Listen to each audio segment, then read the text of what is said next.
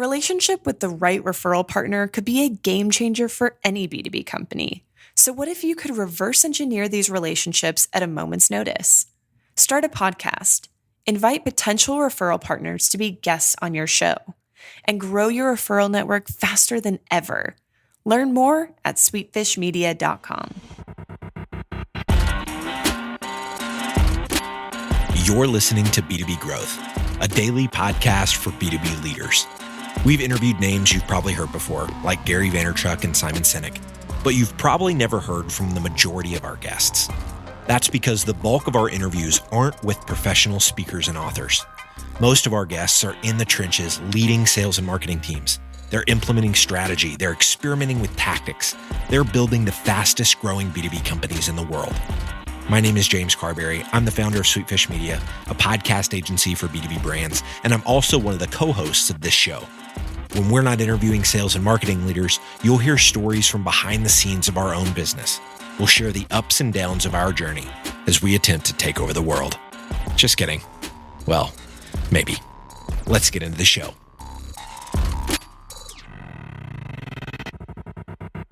Welcome back to the B2B Growth Show. I'm your host for today's episode, Logan Lyles, Director of Partnerships here at Sweetfish. This is going to be another How to Podcast episode in one of our new series that we've recently started.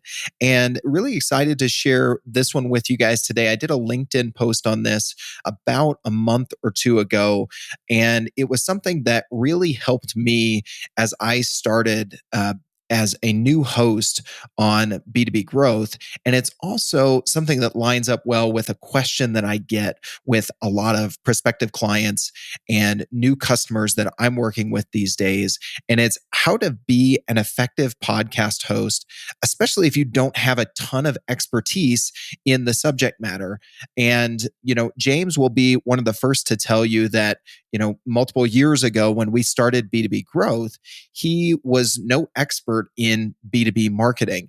And I can tell you, I have interviewed marketing and sales leaders that have quite a bit more experience than I do on this show. But yet I feel like each of us have been able to be an effective podcast host to deliver content that's still valuable to our audience. So I wanted to break down a framework that we use in the pre-interview conversation for all of our interviews on B2B Growth. If you are a podcast host today, or you're thinking about a podcast in the future, I think this could be very helpful as you think about hosting your own show. As many of you probably know, at Sweetfish, we're very bullish on, even though we do pretty much everything else for our clients to help them produce a show, the one thing that we don't do is host the show for them. And that's for a very specific reason. One, we want our clients to own the thought leadership and the branding that comes out of having their own podcast. And two, we're very passionate about the relationships that you can build with your guests. And so we want our clients to own that relationship on a first degree level as they interview, oftentimes their prospective clients or prospective referral partners on their podcast. So want to break this down, and I think it can be helpful. For instance, especially if you're covering maybe a highly technical area. I've been working with some clients lately in the cybersecurity space, and obviously highly technical, and maybe someone on the marketing team is planning to be the host of the show, and maybe they're not at the expertise level as the founder of the company, or maybe their CTO or someone on the technical side, but they want to interview chief security officers, thought leaders in the cybersecurity space. And so naturally, there's this trepidation of how is someone on the marketing team who doesn't have the expertise level of the guests that we're going to have on, how are they going to be an effective host? And I think this framework helps in situations like that. So there are really 3 steps to the pre-interview conversation. So, we use a tool called Uber Conference to record our interviews for B2B Growth. And once the the guest logs in, we have about 5 to 10 minutes where we chat with the guest before we hit record and start the actual interview that's going to be published. And we've got a 3-step framework that I use on a regular basis for these interviews to break down this conversation to make sure that I set myself up and the guest is set up to deliver the best content possible. And so these steps are: 1, you want to establish rapport and make your guest feel comfortable. 2, you want to provide an outline for the interview so that both of you know exactly what to expect. And then 3, you want to make sure that in addition to the framework of the conversation, the guest knows what to expect in kind of the intro and wrapping up the conversation after you've hit record. So let's break these down one by one. So in the first step in building rapport, one of the first things I've gotten in the habit of doing is when one of our guests logs in to Uber Conference, I say hello, greet them. But one of the first things I say is, hey, we're not recording yet. We're going to have a few minutes to chat before we hit record and start the actual interview. And I started doing this because actually I had people kind of stop and pause and ask me, are we live yet? Are we recording yet? So I've actually skipped this a couple times and then got that question again. So I've really tried to make it a regular habit to remind them, hey, we're not recording yet. And then ask some open-ended questions that make them feel comfortable, especially if this is your first interaction with this person, which oftentimes it's going to be. So, just asking something more than just how's it going, but specifically, how's your week been? What projects are you working on this week? Just to start a little bit of natural conversation. So that part's fairly simple, but there are some things there that can trip you up. So hopefully those tips are somewhat helpful. And then the second is you want to make sure that you and the guest are on the same page with the outline of the interview. So if you remember from episode 1 in this series of How to Podcast, I mentioned how we extract a topic and talking point from our guests to crowdsource the content strategy. Sometimes we get the topic, but maybe not necessarily the talking points via email as we're scheduling. So the first thing to do is to make sure, mention something. Hey, going back to our email conversation, we settled on this topic. Is that still good with you? Yes. Okay. All right. Maybe you already settled on 3 to 5 key talking points. If so, now would be a good time to confirm those with your guest as well. If not, you want to make sure that you get those from your guest before you hit record. And so you can say something like, we're under this topic, I want to make sure that you can get as specific under the topic and provide as much value as you can under the topic here today. So what are 3 to 5 key takeaways that you would like listeners to walk away from this interview with? Again, remind them that we're not recording yet because they may feel put a little bit on the spot, and just help them feel free to brainstorm, to come up with a few ideas, and make sure you have a sheet of paper, a Google Doc, a Word doc, whatever note-taking you want to use, so that you can jot down their bullet points. Because really, your job as the host is just going to be to tee them up to elaborate on each one of their talking points. So as they get going, they may start to share their first talking point and then really start to elaborate and go into too much detail. You can just kind of prompt them to move along, that you just really need the bullet point, that the interview will be the time for them to elaborate. So there's no perfect science to this, but a little bit of guidelines, and something you can say is, what's the next thing you'd like our listeners to understand? And once they get through the 3 to 5, just check with them anything else you think that you're going to want to cover in this interview, and make sure that you're all good, and you can move on to the third and final step of this pre-interview conversation, which is setting their expectations to make sure they understand kind of the flow of the interview. So what we do in B2B growth is, we have an intro, we give our listeners a chance to introduce themselves, give the value prop of their company. Then we get into the content, and then we let folks know how listeners can reach out or stay connected with them.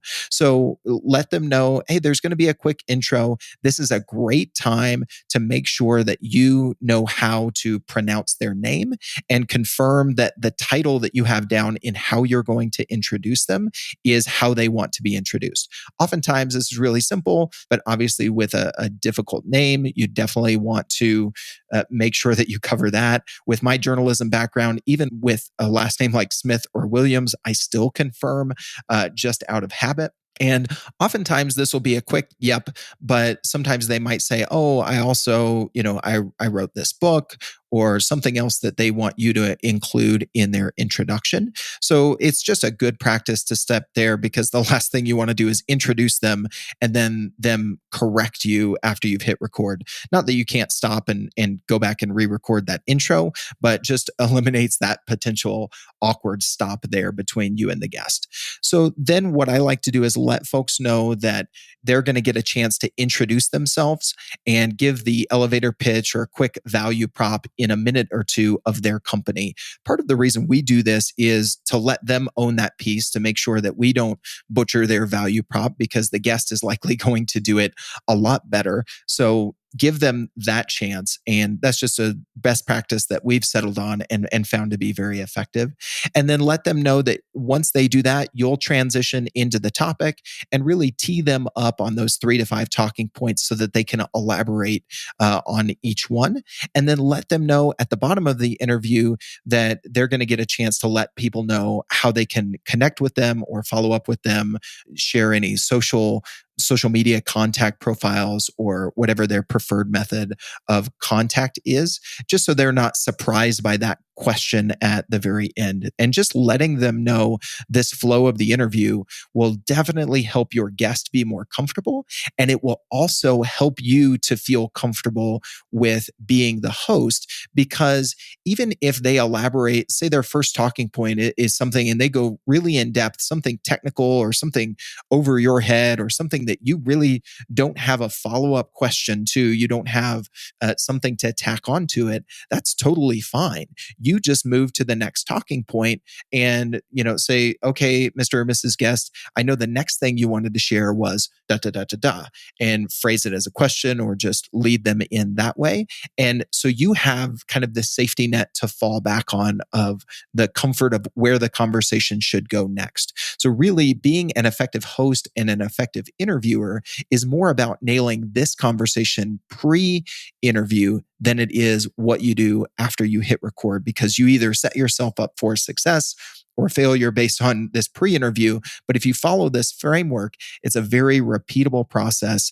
It really helped me. I jumped into hosting this show, which, as you know, is a daily podcast, and I had no broadcast or formal interviewing experience.